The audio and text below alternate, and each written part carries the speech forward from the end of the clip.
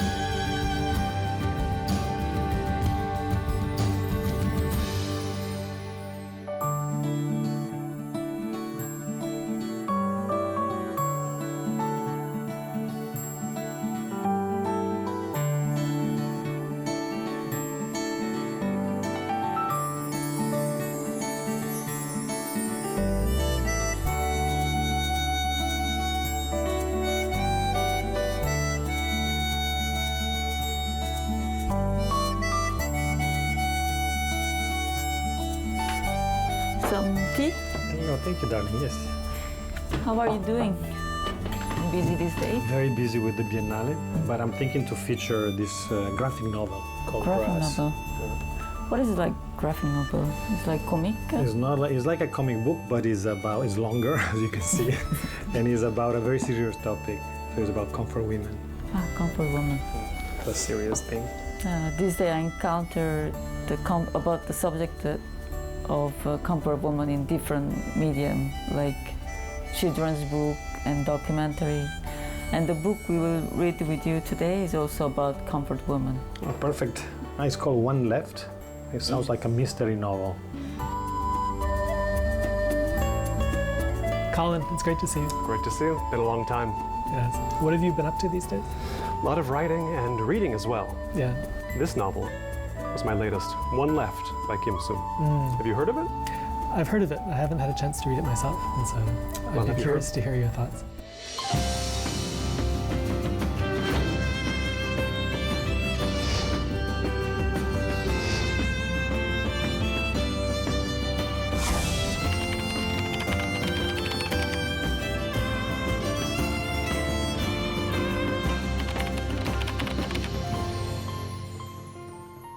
픽션과 non-픽션은 말 그대로 이제 어떤 사건을 다루는 방식에 있어서 차이가 있죠.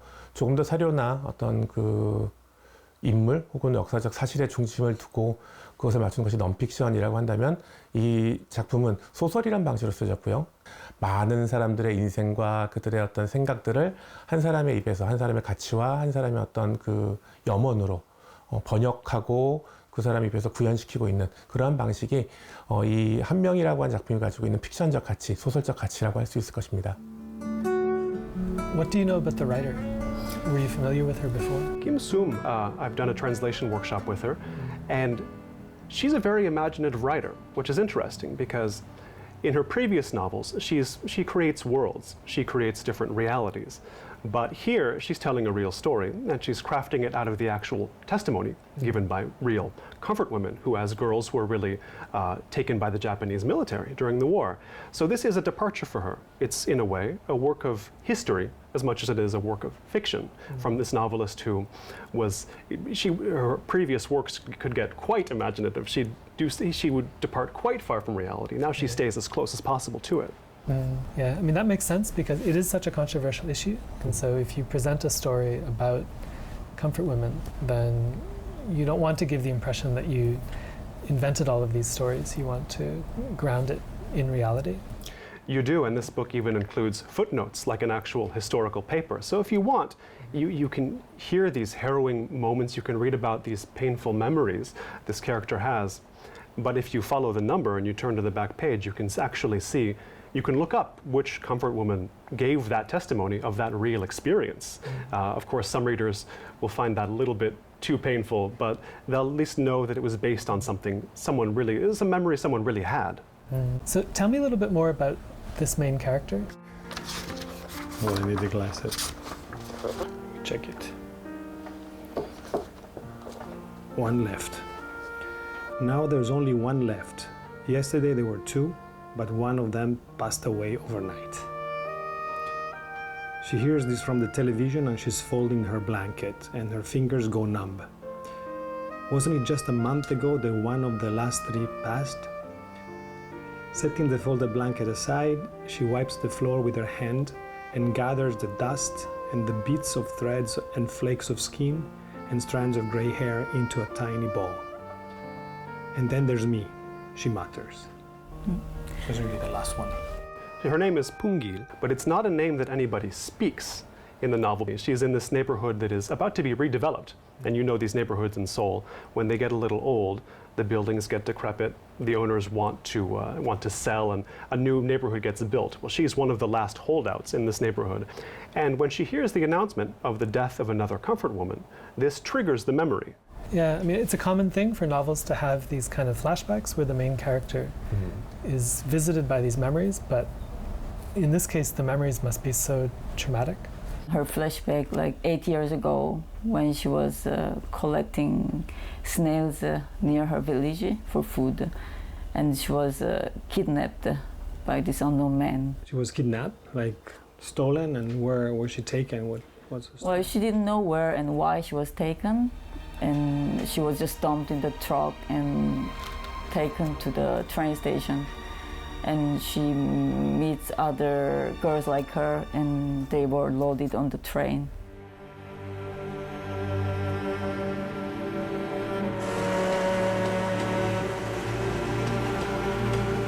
This is a place where you take soldiers, so you have to take the soldiers. They told me I'd be a nurse. I didn't come here to take soldiers, said the girl with the buck teeth. We will take good care of you if you sacrifice yourself for Imperial Japan. They said they'd find me a nice place to work here, said the girl with the round eyes. That's news to me, said Haha with a straight face. Why are you lying to us, said the girl who had shared her rice cake, earning her a slap in the face from Haha. Whimpering and whining, another girl asked to be taken home. Not until she paid back all the money they'd spent to bring her here to Manchuria, said Haha. No girl would go home until she paid off her debt. She herself wanted to tell Haha she'd been taken away while she was outside looking for snails, but she was too frightened to open her mouth.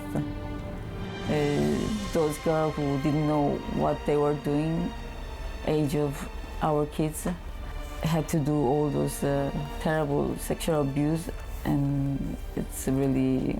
Right, so and these were like underage kids, so they were... like 13. She was 13. Yeah. All the other girl was like those age. Right, that's incredible. Right? So that is a horrible graphic story.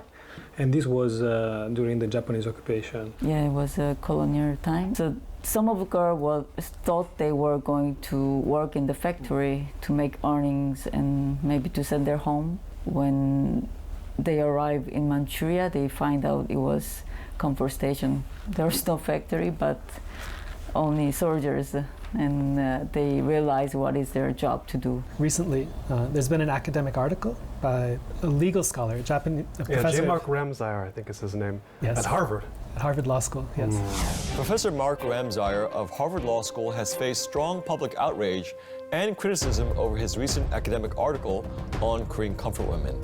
미국 하버드대 로스쿨 교수가 일본군 위안부 피해자를 자발적 매춘부로 규정한 마크 램지어 하버드대 로스쿨 교수가 마크 램지어 하버드대 교수의 논문을 램지어 하버드대 교수의 위안부 논문을 He was claiming in this article that there were contracts that existed that Korean women signed when they joined these comfort stations. So that's his main contention, is that these comfort women were not kidnapped in the main, were not forced into this work in the main. They were strategically entering into it in a sense, it's almost economically that calculated it would be to their benefit. Of course, it was wartime, and he makes allowances for the things people do in wartime, the desperation of these situations, but at the same time, he emphasizes that it was voluntary, when in this novel, one left, it could hardly seem less voluntary. Right.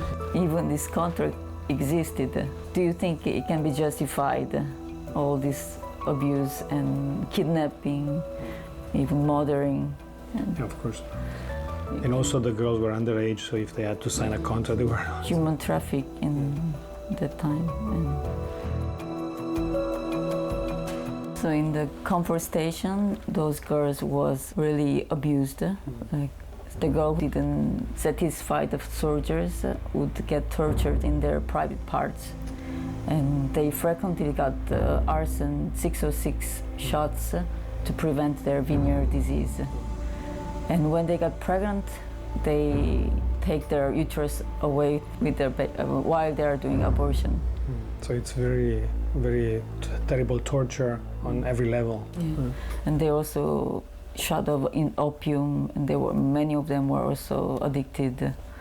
And how does that make you feel to read about this thing? Especially as a Korean woman, it was very difficult to digest the subject. Because being Italian, I heard about this, but we don't have so much detail. So we know about the horrors of war, so in case of camps and people starving.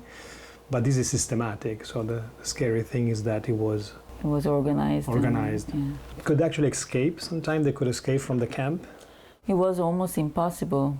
She witnessed her friend was escaping, but then caught and killed. Right. But also she later attempts to escape. Shall we hear a bit more of their translation? Okay. When there was a battle, the soldiers didn't come. And if only the soldiers never returned from battle. The soldiers who did return seemed to be in a frenzy. They were so giddy and violent. So what, the soldiers retorted, they might die in battle today or tomorrow, so why worry about a stupid disease? And then they would pounce. What if I come down with gonorrhea or syphilis? Such worries drove her up a wall. One of them, a slightly built youth in a man-sized uniform, clutched her arm as he might have that of the big sister and sniffled. The mere sight of the Japanese military uniform made her want to throw up, but she soothed him nonetheless. Come on now, don't cry and just make sure you come back alive. Even though she wished that none of the Japanese soldiers would come back alive. This soldier, crying like a child, captured her sympathies. They felt sympathy. And this happens when you're a prisoner, that sometimes you feel for any gentleness becomes a sign of empathy. Yeah.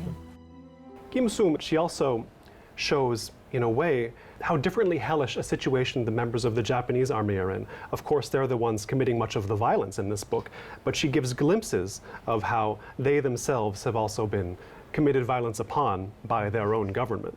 They too are young. They too feel the future has been taken away from them. And they too are, of course, victims of violence.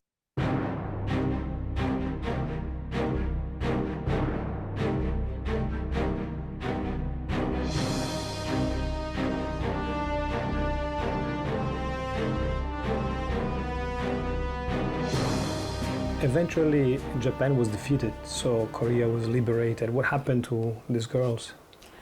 Well, I read that when Japan retreated, they had to get rid of some evidence. So some of them were massacred, and some of them just left over. And they were left on their own. So I can imagine how many comfort women there were. Actually, there were not only Koreans, but also the other nations like Chinese and Dutch. And all together were like 200,000 comfort women.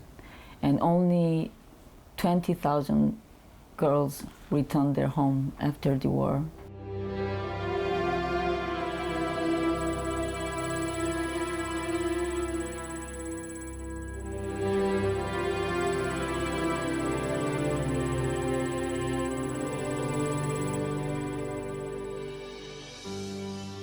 So just 1 out of 10 could survive, Yeah. and then they returned to Korea. And could they have a normal life once they got back? Yeah, but some of them maybe had their family, but some of girls tried to have baby, and she couldn't, so she goes to Mudang to get pregnant and all those things. But in the end, she found out her uteruses were taken from the abortion in the station. Some of also had the baby, but had another complication later when they grow up through the venereal disease. So this being kidnapped and taken away in the end continue all her life, parting the memories of the smell and everything, and then also not being able to be accepted. Due to the trauma they experienced, they lived in shame, and most of all they couldn't release it, I think. So that was really...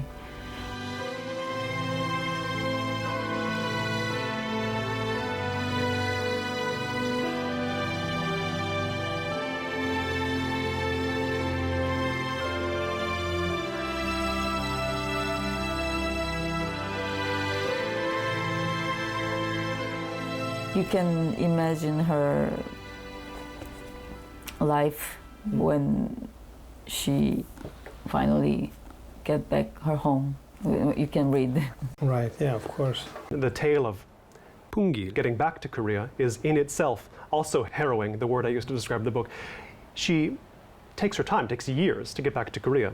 When she gets back to Korea, it's a Korea she doesn't really recognize, and that doesn't quite recognize her. Even family members don't know who she is. Yeah. So this passage is from when she returns to Korea.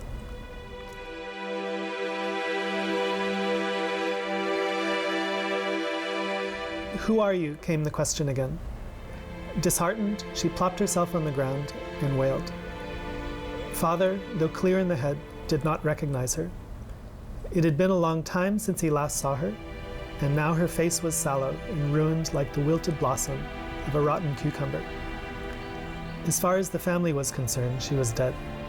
She fibbed that she had left home, but ended up by mistake in Busan, where she ended up working as a live-in maid. She dared not tell them about Manchuria. When dusk set in, she stole out to her mother's grave to bawl. She never went near the river, afraid she would find the little 13-year-old girl still gathering snails. Sister-in-law also mentioned that she had seen Kim Haksun on television weeping. And did you know that in Japan they said that the woman in volunteer corps went off to practice a trade? Volunteer corps? What trade? Selling their body, you know that.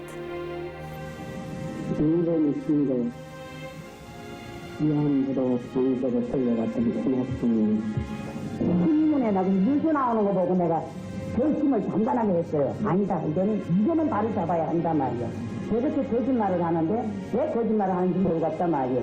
그래갖고 집에서 결국은 나오게 됐어. 누가 나오라고 말한 것도 아니고 내 스스로 이제 내가 나이가 20다 됐어. 이제는 이만 나이 먹고 이제 죽어도 괜찮아요. 근데 나올 때 좀 무서웠어요. 그거도 한이었어요. 이제 하고 싶은 말을 내가 꼭 하고야 말 거예요. 언제든지 하고야 말 거니까. Kim Haksun, one of the first, I believe the first comfort woman to make a public announcement of what had happened to her. When that revealed to the public what was going on in Manchuria during World War II, even then she kept it under wraps, she kept it to herself. Only at the time period of this book, when she's in her 90s, when the character has reached her 90s, does she consider that it's come time to reveal her past. I mean, I can imagine how difficult that must be, to have kept this secret all your life and to have lived through such incredible trauma, to come out and speak about it publicly when you know that people might attack you or when you're not sure how your family will react. I'm sure it must have been a very difficult decision. The key word is volunteer, after being kidnapped. And Nobody would understand her life. She's not also there to tell anything to their family. She was really haunted in this horrible nightmare. When she smelled the rotting fish, she could smell the friend's dead body burning. so it's like the memories are hunting you, even if you get out from the place, that until old age you keep going back into the place. In the character of Pungi, we see various kinds of trauma all combined into one person. And Kim Soom tells the story of a resolution to, if not overcome the trauma, then at least to find a way to speak out and reveal what her past was, because it's still a secret when the book opens. No one but her knows what happened to her. But this is a story in a way of finding a way to take that trauma and bring it out into the world in a way that preserves historical memory. Okay. And we should remember too, of course, that the comfort women were people of many different nationalities, not just Korean. She opens the drawer to the television stand and takes out a folded sheet of paper. As she unfolds it, the words that are practically etched into the paper seem to jump out and compete for her attention. I'm a victim too. It took more than 70 years for her to write that down. She's finally on her way. It's like the journey had been in the back of her mind her whole life. She herself assumed the last one lived in another city. And that's where the hospital is. Why didn't it occur to her that the last one might be living nearby? Actually, good thing about this book, in the end, she opened her mouth. She got courage to go to meet this last comfort woman. The last one. Yeah. The women who live through these experiences are getting quite elderly, and there are fewer and fewer. I mean, this book looks at a potential situation in the future. At some point, there will be one. It's true. I think Kim Soom's trying to give that impression that this character, Pungil, hasn't thought deeply about this because she couldn't think deeply about this until the death of another comfort woman made her confront, well, I have my set of memories. There's only two of us left in the world with this kind of memory, with the memory of these experiences. Someone has to keep these memories alive even after we both go. So she's confronted with mortality and with the loss of memory, not just of an individual's memory, but the historical memory that entails. We've all lived around women of that generation. You wonder what their story is. Some of them could have had a story like this. Kim Soom didn't know before she started researching that they were living near her. And just as well, we may not either. You know, anybody could be living near someone who has had an experience like this. What would you do if your victim were in your family? It's hard to say because I think with the mind of today and you feel anger. But I understand that in the condition of war, you are thinking about your own life, so you're living in constant fear. I mean, as someone who had some background knowledge about this issue, what was your experience reading it? Well, some of these details, you know, I think even if you know about the comfort women, you avoid thinking about certain details of what went on here. But Kim Soom, in her research, she doesn't shy away from anything. And it's a book that many will find troubling because of the amount of detail she provides about the treatment of the girls in these so-called comfort stations and the actual physical violence they would undergo. And it's difficult to overstate. You know, often there have been controversies about have comfort women exaggerated their stories, but I don't see how you could get any worse than some of the scenes in this book. They're hardly the kind of thing you'd want to talk about on TV. Yeah. But it's true to Kim Soom's mission. She wants to be as upfront and graphic, in a sense, about this, because who's going to remember if it's not written down as she heard it was? Because, of course, Kim Soom is a younger writer. Yeah. She's under 50 years old, I believe. So all of this to her is also received memory, but she's the novelist. She's the one who can give it that extra visceral impact that for the reader may not be comfortable. Yeah. But for a story like this, it perhaps has to be that way. Yeah, I mean, books like this make me wonder how it would feel to have lived through something like this. It does feel like a completely different reality, right? It's that level of violence and that level of chaos and disorder. Yes, you wonder what could this have been like? Yeah, I mean, that's what I think literature can do for us, is to help put us into the mind of someone who's lived through these experiences that we ourselves. You should read it. That's why it's been translated in English. 우리가 살면서 재밌고 즐겁고 좋은 것의 의미, 항상 그것만 찾을 수는 없잖아요. 그리고 한명 같은 어떤 이야기들은 고통스럽고 슬프고 가슴 아픈 이야기들, 그리고 삶에서 어떤 그러한 부분들을 자기가 찾아서 의미 있게 본다라고 하는 것, 그게 조금 더 자기 삶을 좀 더 의미 있게 만드는 독서가 아닐까라고 생각이 듭니다.